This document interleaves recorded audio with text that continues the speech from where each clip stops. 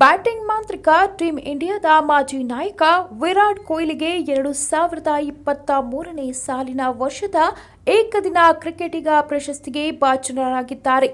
ಪ್ರಮುಖವಾಗಿ ಈ ಪ್ರಶಸ್ತಿಯು 4ನೇ ಬಾರಿ ಪಡೆದ ಏಕೈಕ ಮೊದಲ ಕ್ರಿಕೆಟಿಗ ಎನಿಸಿಕೊಂಡಿದ್ದಾರೆ. ಈ ಹಿಂದೆ 3 ಬಾರಿ ಈ ಪ್ರಶಸ್ತಿಯನ್ನ ತನ್ನದಾಗಿಸಿಕೊಂಡಿದ್ದರು.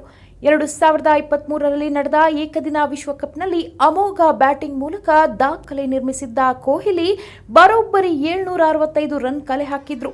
ಈ ಮೂಲಕ ಏಕದಿನ ವಿಶ್ವಕಪ್ ಇತಿಹಾಸದಲ್ಲಿ ಒಂದು ಆವೃತ್ತಿಯಲ್ಲಿ ಅತ್ಯಧಿಕ ರನ್ ಕಲೆ ಹಾಕಿದ್ದ ಮೊದಲ ಬ್ಯಾಟರ್ ಎಂಬ ದಾಖಲೆ ಬರೆದಿದ್ರು.